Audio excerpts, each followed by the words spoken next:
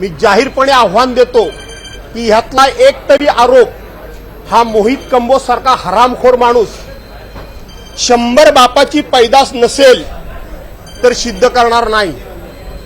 तो जर 100 बापाची पैदास असेल तर हा आरोप सिद्ध करणार नाही आणि तो 100 बापाची पैदास नसेल तर त्यांनी ह्यातला एक तरी आरोप सिद्ध करून दाखवावा, एक तरी। आणि देवेंद्र फडणवीसांना माझं जाहीर आव्हान आहे, आता सुरुवातच झाली असेल, तुमच्याकडे पैसा भरपूर आहे, तुमच्याकडे सत्ता भरपूर आहे, तुमच्या बाजूला ईडी आहे, तुमच्या बाजूला NIA आहे, तुमच्या बाजूला CBI आहे, तुमच्या बाजूला ACB आहे आणि तुमच्या बाजूला सत्तेची मस्ती सुद्धा आहे। मी एक सामान्य माणूस आहे, सामान्य माणूस आहे। मी तत्वाकरता लढतो, मी ध्येयाकरता लढतो, मी एक भूमिका घेऊन लढतो। तुमच्याकडे पोलीस खातं आहे, तुमच्याकडे केंद्रीय तपास यंत्रणा आहेत, अशी तपास यंत्रणा लावा आणि 100 काय एकनाथ शिंदेना 5 जरी फोन लावले असले तरी मी राजकीय जीवनातून मुक्त होईन। आणि म्हणून मी मोहित कंबोजला सांगतो की तू जर 100 बापाची पैदास नसशील तर हे आरोप सिद्ध करून दाखव।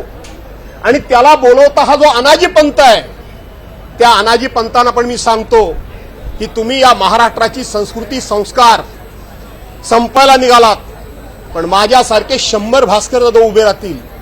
एका भास्कर जाधवला अशा पद्धतीने संपवून त्यांची घरदारं जाळून त्यांना तुम्ही राजकारणातून उठवून खोटे नाटे आरोप करून एक तुम्ही आरोप सहन करू शकत नाही। एक काल तुम्ही सभागृहातलं बघितलं वर्तन एकंदरीत।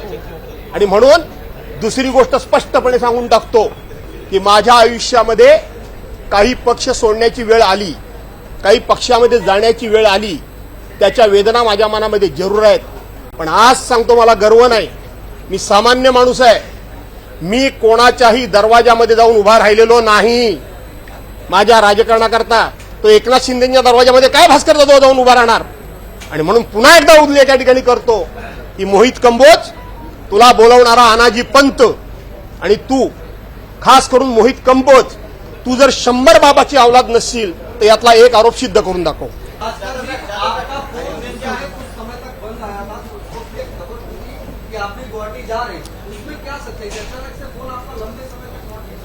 उस टाइम में मैं बहुत संताप गर्म हो गया था, मुझे गुस्सा आया था आपके मीडिया के ऊपर। आपके मीडिया को भी मैंने बोला था कि आप अपनी क्रेडिबिलिटी संभालो, खाली TRP मत देखो। मैं ट्रेन से जर्नी कर रहा था, मैं ट्रेन से प्रवास कर रहा था, जब ट्रेन में रेंज नहीं मिली तो क्या मेरा दोष है क्या? उस टाइम ने आपने न्यूज बतानी चालू की भास्कर जाधव गायब, Bhaskar Jadhav not reachable, Bhaskar Jadhav not reachable. जब भी मैंने बोला था, आज भी वही बोलता हूं, मैं कभी भी नॉट रीचेबल नहीं रहा, कभी भी नॉट रीचेबल नहीं रहूंगा। और जो भूमिका लूंगा वो सामने लूंगा, जो भूमिका लूंगा वो खुलेआम तौर पे लूंगा, और जो भूमिका लूंगा उसके क्या परिणाम भुगतने पड़ेंगे इसकी मैं बिल्कुल परिणाम की बिल्कुल फिक्र नहीं करता हूं।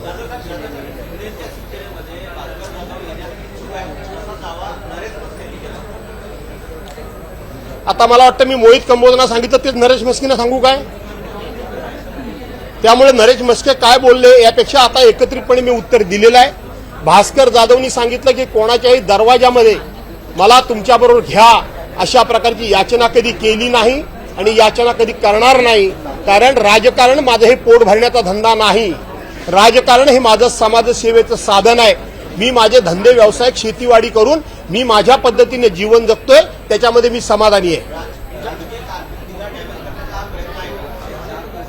अरे मोहित कंबोज सारख्या फालतू फडतूस माणसांनी असे आरोप करून आमची राजकीय कारकीर्द डागाळली जाते काय? अनाजी पंतांची डागाळली जाईल, अनाजी पंतांना लोक दोष देतील की या महाराष्ट्रामध्ये छत्रपती संभाजी महाराजांचा काय छळ झाला हा महाराष्ट्र जाणतो। त्याचा उल्लेख मी सभागृहामध्ये केला, त्यात ते सर्वांना झोंबलंय। संभाजी महाराजांना ज्या अनाजी पंतांनी, मोरोजी पंतांनी, रावजी पंतांनी, सोमाजी पंतांनी, हे पंत आजही महाराष्ट्रामध्ये असं मी बोललो ते वर मी लागलंय।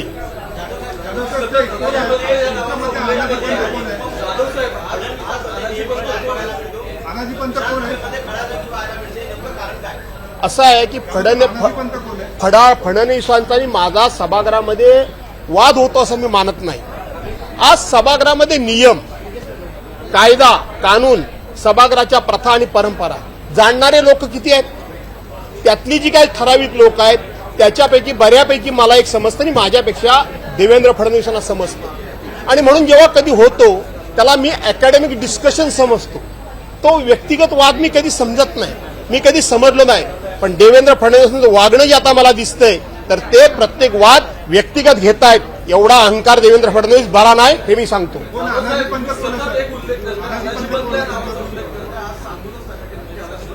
सभागृहातच बोललो ना, सांगायला कोणाच्या बापाला भीतोय मी? काय होणार आहे, काय होणार आहे? खोटे मोठे आरोप करून तुम्ही आम्हाला जेलमध्ये टाकाल, ह्याच्यापेक्षा काय करणार आहात तुम्ही आम्हाला? अरे माझ्यासारखा सामान्य माणूस आहे काय त्याच्यामध्ये? आणि यांना घाबरून काय मी जगतो काय? आम्ही कधी बोलत नाही, आम्ही आपलं ठीक आहे. आणि माणसानं कसं जगायला पाहिजे मी तुम्हाला शिकवायची गरज नाही. माणसानं त्या विषयापुरेसा वाद केला पाहिजे. तो विषय संपला की माणसाशी वैयक्तिक दुश्मनी ठेवायची नाही. आम्ही ठेवली कधी कोणाशी? आम्ही नव्हतो मंत्री. आमच्या दरवाजामध्ये कोण कोण येत होते हे आम्हाला सांगायला लावता तुम्ही? आम्ही कोणाच्या दरवाजात गेलो नाही, कोणाच्या. आणि तुम्हाला आज सांगतो, बोलणार आहे सभागृहामध्ये संधी मिळाली तर उभ्या महाराष्ट्राला या सरकारचं आणि हे मुख्यमंत्री आणि उपमुख्यमंत्र्यांचं जे काही नेचर आहे ते उभ्या महाराष्ट्राला सांगणार आहे, सोडणार नाहीये. म्हणून ते मला बोलू देत नाही सभागृहात. त्यांना माहिती आहे भास्कर तो बाप आहे. मी काय असं चढून फुडून बोलत नाही, मी सावधगिरीनं बोलतोय. मला माहिती आहे, त्यांना माहिती आहे भास्कर जाऊन तोंड उघडलं तर आपल्याला जड जाईल.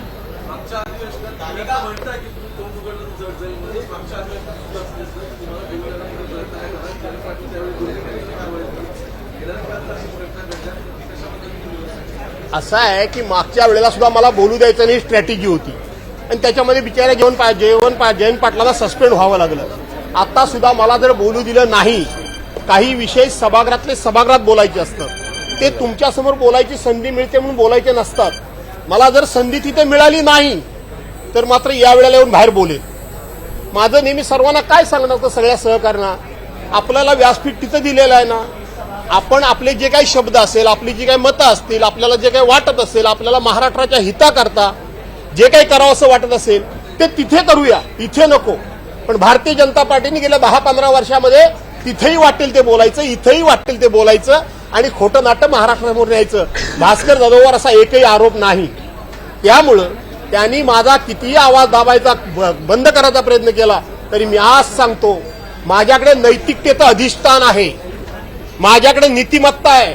ते जसं मला दाबत जातील तसं मी उचलून उठेन, पण मी घाबरणार नाही. कारण माझ्याकडे लांडी लबाडी नाही. माझ्यावर संपूर्ण 40 वर्षामध्ये भ्रष्टाचाराचा एवढा सुद्धा आरोप कुणी केलेला नाहीये. केलाय का तुम्ही तरी? कुठं कुणी करू शकलेलं नाही. कोण आहे मोहित कंबोज? मला सांगतोय 100 फोन केले. ही असली पाळलेली साली भटकी कुत्री देवेंद्र फडणवीसांनी, ती माझ्यावर बोलणार? देवेंद्र फडणवीसांची क्रेडिबिलिटी संपते. आणि देवेंद्र फडणवीस मी आत्ता पण पुन्हा सांगतो की तुमच्याकडे पैसा आहे, सत्ता आहे, मस्ती आहे, ही अशी पाळलेली भटकी कुत्री आहेत. मी एकटा आहे, मी सामान्य माणूस आहे. पण माझ्याकडे मी मगाशी सांगितलं तसं माझ्याकडं निष्ठेचं अधिष्ठान आहे, माझ्याकडे नीतिमत्ता आहे, माझ्याकडे तत्व आहे आणि माझ्याकडे भूमिका आहे.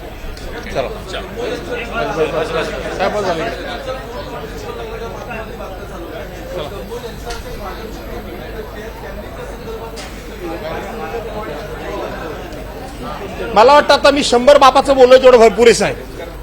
असं आहे की कालच मी आपल्या पोडियमवर एक विधान केलं होतं की या महाराष्ट्रातलं सभ्यतेचं राजकारण, सुसंस्कृतपणाचं राजकारण, एकमेकाच्या प्रती आदरभाव राखून आपण सर्वांनी आपलं राजकारण केलं पाहिजे.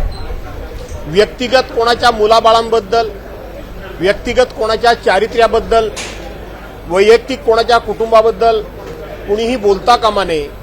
आणि मी माझ्या आयुष्यामध्ये हे तत्व पाळलेलं आहे. जोपर्यंत माझ्यावर कोणी टीका करत नाही तोपर्यंत मी समोरच्या माणसावर टीका करत नाही. परंतु गेले काही दिवस या महाराष्ट्रानं ज्या देवेंद्र फडणवीस, मी नाव काल घेतलं होतं आज पुन्हा घेतो, यांच्याकडे खूप चांगलं नेतृत्व म्हणून, एक सुसंस्कृत नेतृत्व म्हणून, एक सुसंस्कारित नेतृत्व म्हणून कैलासवासी अटल बिहारी वाजपेयी साहेब आणि लालकृष्ण अडवाणी साहेब, मुरली मनोहर जोशी असतील, विजयाराजे शिंदेजी असतील, अशा एका सुसंस्कृत पक्षामधलं ते नेतृत्व उभं राहिलं. आणि म्हणून त्यांच्याकडून खूप अपेक्षा आहेत. परंतु ते भयंकर सुडाचं राजकारण करतात, त्यांनी संपूर्ण महाराष्ट्राची संस्कृती वैचारिक बैठक ही विस्कळीत केलेली आहे, अशा प्रकारचा मी काल आरोप केला होता. वास्तविक अशा प्रकारचे आरोप ज्या वेळेला होतात त्यावेळेला ज्यांच्यावर आरोप होतात त्यांनी आत्मपरीक्षण केलं पाहिजे. त्यांनी थोडंसं मागे वळून बघितलं पाहिजे की खरोखर माझ्याकडून कळत नकळतपणे चुका झाल्यात का, याचं आत्मपरीक्षण केलं पाहिजे. परंतु काल मी वक्तव्य इथं केलं आणि जे देवेंद्र फडणवीसचे फ्रंटमॅन म्हणून ज्यांचा उल्लेख होतो ते मोहित कंबोज यांनी माझ्यावर आरोप केलाय. आरोप तुम्ही पूर्णपणे सांगितला नसला तरी आरोप काय आहे की 22 जूनला मी राज्याचे आताचे मुख्यमंत्री, तेव्हा ते मुख्यमंत्री झालेले नव्हते 22 जूनला, एकनाथ शिंदेना त्यांच्या पक्षामध्ये घ्या म्हणून मी विनंत्या केल्या. त्यांनी माझ्यावर हाही आरोप केला की एकनाथ शिंदेबरोबर गेलेल्या 40 आमदारांना भास्कर जाधवांनी फोन केले आणि मला घ्यायला सांगितलं. त्यांनी माझ्यावर हाही आरोप केला की भास्कर जाधव गुवाहाटीला जाऊन तिकीट काढण्याकरता म्हणून तयार होते, तुम्ही मला तुमच्याबरोबर घेतलंच नाही तर मी इथून जागा सोडणार नाही, असाही त्यांनी माझ्यावर आरोप केला. अशा पद्धतीचे त्यांनी आरोप केले. त्यांनी असाही आरोप केलाय की भास्कर जाधवनी आम्हाला म्हणजे एकनाथ शिंदेना निवेदन दिलं त्यांच्या पक्षात घ्या म्हणून. मी मोहित कंबोज ही व्यक्ती कधी बघितलेली नाही, पण संपूर्ण तुमच्या चॅनलच्या माध्यमातून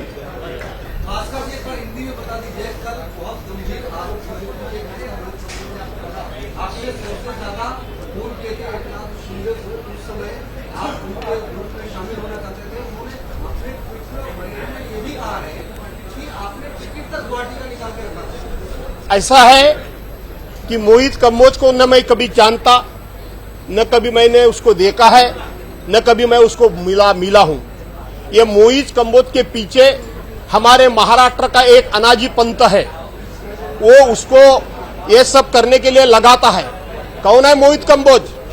2013 में भारतीय जनता पार्टी में शामिल हुआ मोहित कंबोज, उसके बाद में भारतीय जनता पार्टी के टॉप नेता तक उनकी जो जान पहचान और उनके साथ में घूमना फिरना, उनके आदर सत्कार करना, जिसको उठना बैठना बोलता है, इतने टॉप के नेताओं के साथ में इनकी उठबस होती है. वो मोहित कंबोज मेरे ऊपर 4 आरोप उसने लगाया है कि 22 जून को और उसी दरमियान मैंने एकनाथ जी शिंदे को 100 बार फोन किया. उसने दूसरा मेरे ऊपर आरोप लगाया है कि मैंने एकनाथ जी शिंदे को निवेदन दिया था कि आप मुझे अपने पार्टी में लीजिए. उन्होंने तीसरा आरोप मुझे लगाया कि भास्कर जाधव ने एकनाथ शिंदे जी के साथ में जो बागी 40 आमदार गए थे उनको फोन कर करके आप एकनाथ जी शिंदे को मनाइए और मुझे पार्टी में लीजिए. ये तीसरा आरोप किया, यही थे. और चौथा आरोप ये मुझे किया, मेरे ऊपर उन्होंने किया कि भास्कर जाधव ने गुवाहाटी का टिकट निकाल कर रखा था और भास्कर जाधव ऐसा बोला कि और जब तक आप मुझे अपने पार्टी में लेते नहीं, अपने साथ में लेते नहीं, तब तक मैं ये जगह छोड़ूंगा नहीं.